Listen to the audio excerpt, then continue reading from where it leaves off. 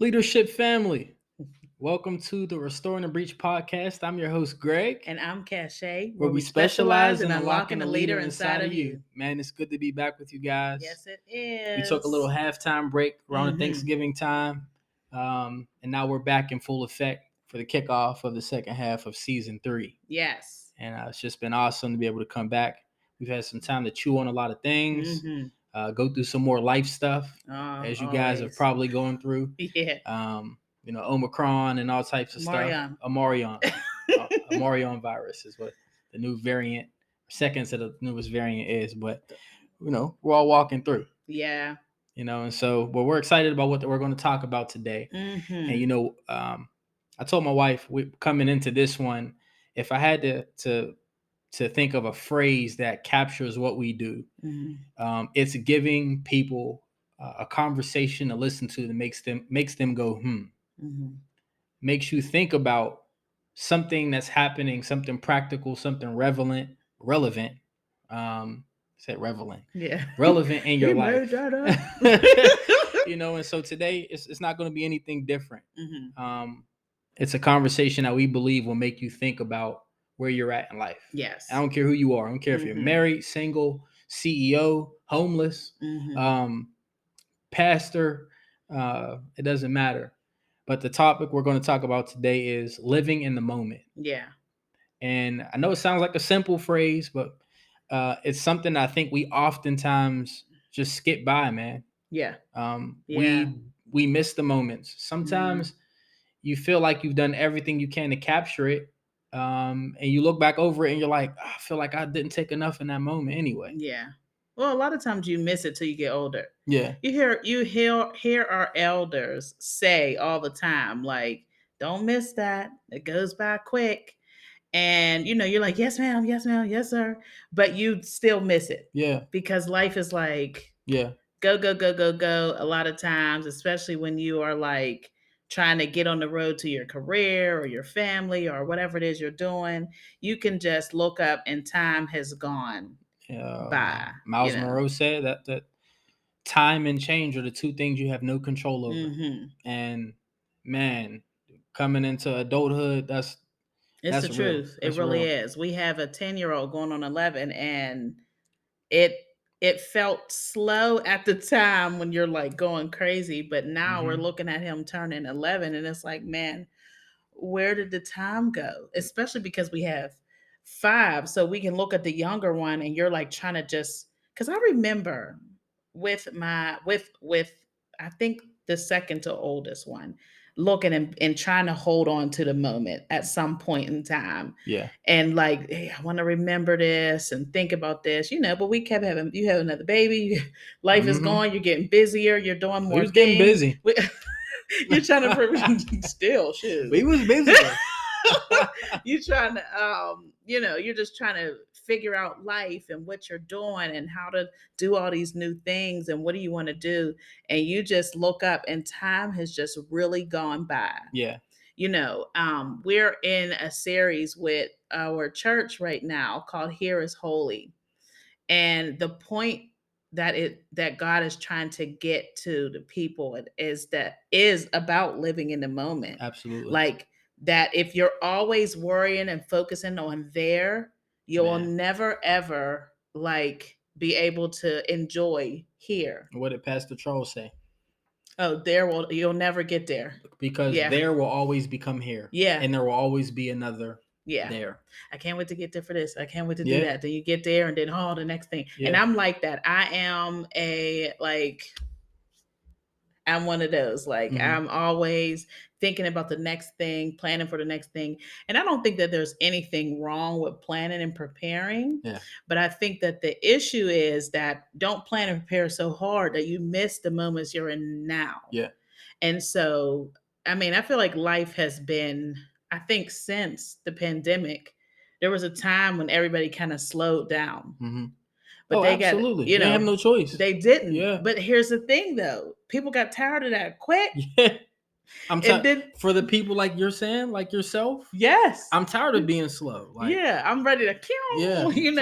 We want life to go back to normal and these different things. And so instead of kind of taking in those moments of, okay, everything closed down. What did I learn in the time that these things closed down? Mm-hmm. Instead of doing that, it was like, man, I can't wait till the next. I can't wait till this is over. I can't wait. For many of us, that was probably God's intention. Oh, for His sure. intention is to slow you down. Like for some folks, maybe you're not too fast in your job, but you're quick in your home. Yeah. And so God is like, I need you home. Yeah. I need you to that was our story. That helped with, I mean, we've been dating consistently for 2 years now. Yeah. On weekends. We date every Saturday. There unless was a something lot, happens. You know? And then even then we usually try to move it to a different day. Yeah. But we kind of found the value even more. Like it was something I wanted. But we were just, it was always something. Yeah. We were busy. You know, it could have been a financial situation. So it's like, well, we can't do nothing. And so you know, freaking the the pandemic really caused us to be really creative. Yeah. And we had a good time. Yeah. Doing it. It wasn't like, oh, this is just no, we had a good time like being creative and learning how to date each other. It made us be more intentional. Yeah.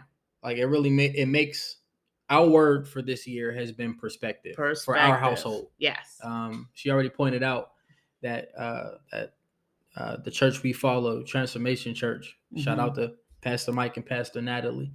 The vision for the church wide this year is here is holy, and we were seeking God on what is it that He has to speak to our home. Yeah. In particular, and it's been perspective. The place that we're in.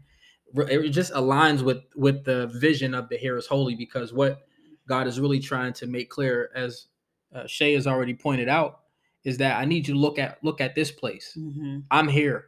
Yep. I'm present with you.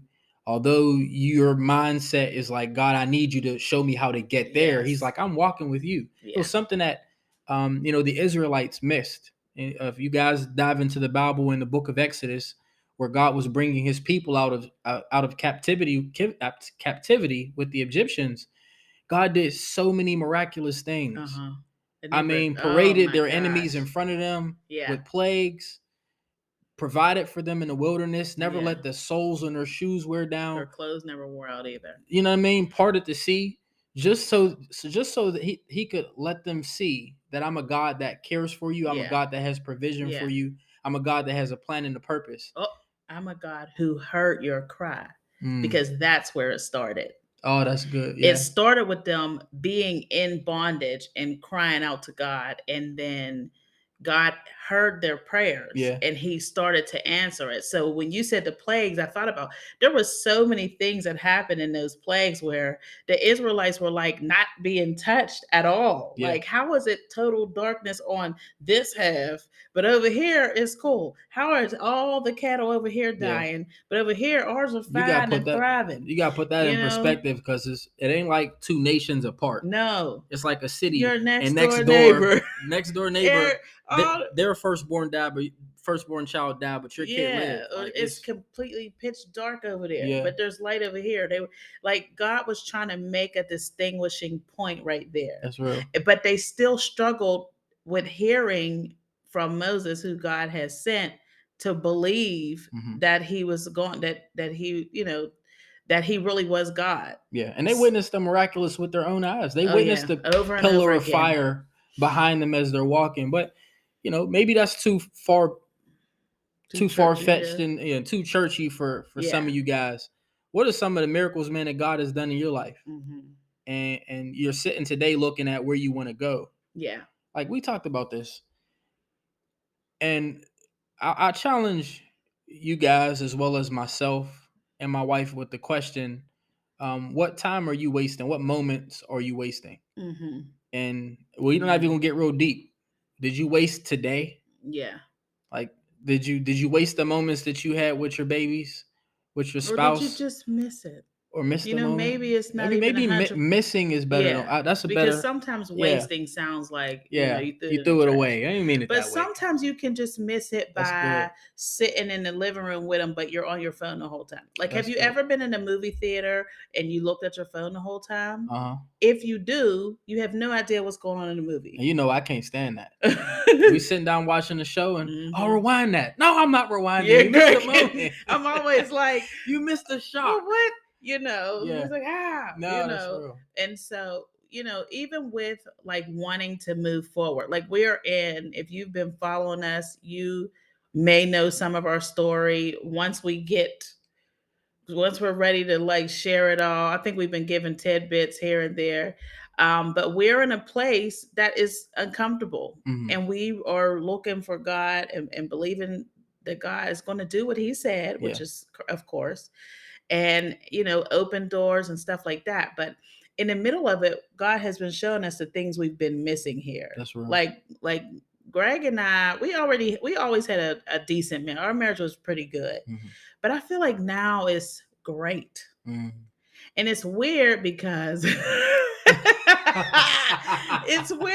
you don't think about that. Yeah, It's like, our marriage is good. Yeah, You don't know it could be better. That's real. There are things that we're closer, and we're spending more time with our kids, and even with like homeschool, which has been crazy. It's been challenging, but more so recently, it's been more in this series that we're just getting into with the Hair is Holy. Yeah. And God saying, perspective. I was telling Greg that I have been intentionally slowing down. Yeah. Something that I can't say that I have ever done, because I am like, if you know me, I always have 5 plans. Like, if that don't work, plan C. If C don't work, plan D. Like, that's the way I am. And like the other day, everybody was, what are they doing? Somebody was doing a virtual lesson, somebody was doing something else. And I was going to fold up laundry. This is the perfect time to put away my 17,000 baskets of laundry. And Judah, that's my youngest, grabbed my hand for something. And I stopped what I was doing. And we went and sat on the floor and we played Row, Row, Row Your Boat. Now, I'm looking at these beautiful eyes, and he has no idea what's going on at first. But I was just enjoying, because seeing our oldest, Greg, and then seeing Jew and knowing like that he used to be him. Yeah. I know that eventually he's going to be him. Yeah. Oh, man. And so I took that time. He's our baby. Yeah. And I took that time and just played with him, even though I really need to get this laundry put away. It wasn't more important than that moment. Yeah. So now he's like, grab my hand, mama, mommy, or mom, which is my favorite. I love that. Mommy, mom, I want to play. He went row, row. He want to play row, row. But I had never done that with him before. And you're not guaranteed to get that moment. Yeah. That basket of laundry is going to be there forever. Yeah. Right? I mean, it's endless with a family this size. He's going to grow. Yeah. That's heavy. And you need the connection, like the stuff that you desire to have with your family and stuff, that has to be cultivated when they're little. Yeah. You can't be expecting that they'll come to you for anything, and we're just all close and blah, blah, blah. If you didn't cultivate that when they were babies. Yeah, and man, and there aren't always warning signs for stuff either. Yeah. You bringing this up makes me think about, you mentioned that we have had a good marriage, and it's important that you look at the areas of your life, marriage, for example, and say, even though things feel pretty good, can it be better?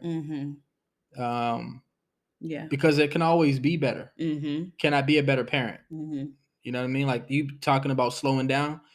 In those moments when it's important to discipline your kids, there ain't a moment as a parent, in my opinion, that teaches you more how to be intentional and slowing down than the time when you want to throw something at them. I'm trying to keep it G-rated for they block us out. K-E-E-L, kill. But for real, we've learned over the years through this process of parenting, and this is something for you parents to think about, man. When they're driving you up the wall, and those emotions are high, take the moment to take a breath before you respond. Yeah.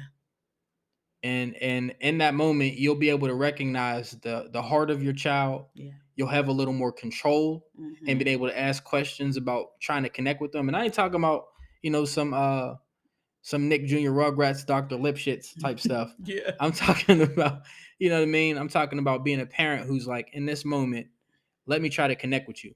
Yeah. Because you want them to learn. Like, and if you're in a place where you're just wanting to hurt them, Yeah. then you're doing it all wrong anyway. Yeah. And I think, and that That's this is good. probably what the Bible talks about, like being slow to anger, Yep. being slow to speak, and stuff like that, because God wants us to slow down and gain perspective. Yeah. Because here's the thing. We're in a mental health age. Everybody's free with saying mental health, because it's real. I And think everybody got a trauma. little bit of mental health. Yeah, but we're learning that there's things that we grew up Yeah. dealing with. That's true. That we didn't know was going to be a therapy moment for us. And most people have at least an age or an event that caused some trauma. Yeah. That's why they have to be like, and it trickled down into stuff in their life. So when you're having to discipline your kids, Yeah. you don't want to be the cause of a place in their life where they stayed in trauma. Yeah. You're past it. Mhm. You think we're cool, and they ain't got no holler for it. Like, I had a friend, I remember him telling me, he lost respect for his mom. Something happened when he was like in 7th grade, and Mhm. we were grown, like we were, and he still kind of had this thing. Whatever had happened Wow. in the 7th grade Wow. was an imprint on him that he still had towards his mom as a grown man. And I would venture to probably wonder if, because we heard Pastor Jerry from Redefine say that sometimes you're removed from those situations, but you have to teach yourself and become disciplined in changing those behaviors Thing and is, you responding that don't way. even always know. Yeah, that's true. That's true. I'm learning in therapy. Yeah. There is stuff that I did not know is why I do the things I do, why I'm a certain kind of way, why I'm protected about certain things, and why I respond a certain way that I have to unlearn, because in the moment, in the time that happened, it became a law for me. Yeah. Inside, I ain't never gonna let nobody do this again. Whether I said it out loud or my actions were like, never again. Mm-hmm. And it hardens the shell of this, the Judah age, that tender innocence. It hardens it. Yeah. You know what I mean? And you don't even know. Mm-hmm. You know what I mean? And so in all of that, you don't want to be the person causing the trauma. Like, I read people say this all the time, but I think that we have to really practice doing it. Is, don't be the reason why your kids have to go to therapy. Don't be don't be the trauma. We gotta Like, talk about you're that's dealing real. with your own trauma. Yeah. You're taking it out on them. Wow. Because you're frustrated with life or where you're going. You don't know how to separate what you're doing. You're not enjoying the moment. You're annoyed all the time. You're just looking for the next thing. I got to get this. I got to do that. I got to get here. I got to do, and you're missing it. Yeah. I always quote Click from the movie Click, because it has such a great lesson in it. Yeah. Where he was trying to get to his career because he wanted to take care of his family. Yeah. That's normal. Mm-hmm. But the problem was he missed everything. Mm-hmm. So by the time he's on autopilot his whole life, trying to get to this big position, by the time he got to the big position, nobody was there. Yeah. He missed every moment. Yep. Wife was gone, had a husband. The kids like call him dad. They ain't really got a lot of respect for you in that area now. Mm-hmm. And it's not that can't be restored. Yeah. So don't get me wrong with, being able to recognize if you're in the area of maybe you're learning that your relationship with your parents or your child or your children or something is not what you had hoped, or you missed the time. You can start today. Yeah. You know what I mean? You can start today. And a lot of times it just start with admitting it. Like, when you were kids, I was like present. Yeah. But I wasn't really like present with you. Mm-hmm. And I would like that. Yeah. I want to know you like this. I want you to know, because I'm learning as an adult. I wish I still had my mom. Man. You still need your parents. You don't get grown and then you don't need them no more. It's just in a different way. Well, man, you're dropping some heavy things. The same way that when you're hurt, you can inflict pain on people and lose that time. I started thinking about, as we're talking to our audience, in that time being restored, maybe that person isn't around anymore. Yeah. And God can present opportunities before you to restore that through somebody else too. You know what I mean? And maybe the reconciliation just has to happen between you and God. Yeah. But there are opportunities if you wasted those years or missed those years in terms of parenting, where God presents an opportunity for you to be a mother to somebody else, a father to somebody else, because your child is no longer around. It doesn't take away the pain, but it does provide a way for restoration to happen in the natural. Yeah. And it can be very rewarding. You know what I mean? That's just one of those moments. But the thing is that you have to start somewhere. Yeah. Just as, my wife has pointed out, the start of that restoring. So we're called restoring the breach. The start of restoring that breach in your life is saying today, I'm not going to miss that moment. Yep. I'm not going to miss another moment. We talk about all the time about not living in this space where nobody ever, I was never taught. Yeah. Okay, once you recognize that you don't have the tools to do something, but you want to get something accomplished, at that point it's time to start changing behavior. Yeah. It's time to start researching. It's time to start asking questions. It's time to use these fingers and start Googling. Yep. With the technology that's at our fingertips, we can learn how to do anything. Yeah. And so when it comes down to that, that process happening, that restoration happening, you don't have to wait another day. Yeah.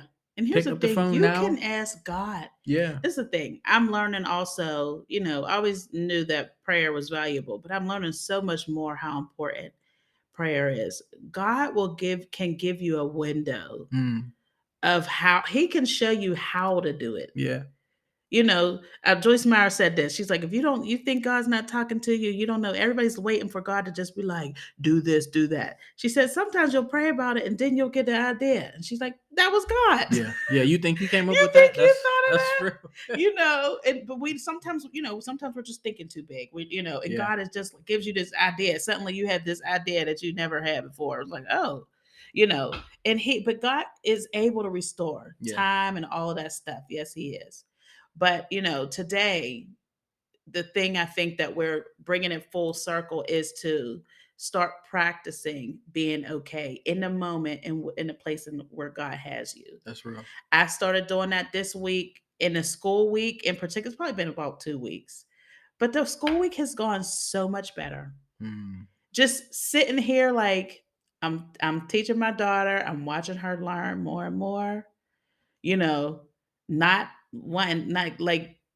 being so short fused that you're just like, just like the whole thing of, a bad moment doesn't mean your whole day's bad. Yeah, that's good. You just because people quick to saying that I've had a horrible day, and it's like it's 9:00. Yeah, they ain't even here. Some people just woke up. Yeah, but the point is that today you can start to just be okay with this moment. This is what the Bible is talking about. You can be content while also pressing towards the thing that God has for you or the next place that you're going. But don't be so focused on where you're going that you miss where you are. Because there are things in the place that you are that you're getting that you may not know are going to be exactly what you need for getting to where you're trying to go in anyway, right? And the Bible makes it clear tomorrow has it has worries of its own. It sure does. So if I need something, I need some tools today to help me with tomorrow's worries, because he ain't said it wasn't gonna happen. That's true. I should get all I can get today. Yeah, if I needed peace today, I don't even know it. Yeah. Then tomorrow something crazy happens. Nah, that's real. And I'm like, man, I'm so glad that yesterday I got like just little things, like sometimes even small things, like extra rest. Like that was perfect for this. We know that. Yeah, we know that. But it's important to really focus on the exact place that you're in, because if you're always, what did Pastor Mike say? If you're always, concentrated on here, every place, you'll always be here. Yeah. When you get there, you're still here. So you won't be like, well, I can't wait because that's me. Like next time this, after that, I'm starting a birthday party for a kid, but I'm already thinking about the next person's birthday parties a couple months from now. We've seen folks like that with vacation. Yeah. Crying about vacation, needing a break, go on vacation, post all the beautiful pictures on IG and Facebook. Yeah.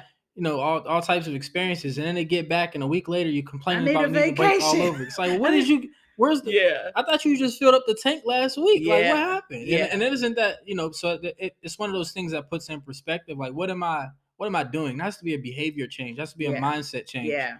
And that's why. And it takes practice. Yeah, you don't immediately just here is holy. It's not like that. The Bible talks about all that. It talks about putting on the mind of Christ. It talks about crucifying this flesh daily. There's a reason why these things have to happen. I know those can sound like very churchy language, but it's really very practical. Yeah. Like if I know that I complain a lot about what I'm doing in life, then I have to start looking at the positive. Yeah. I have to start speaking life towards those things that. Yeah. And then some things I need to change my decisions. Maybe it's not all negative.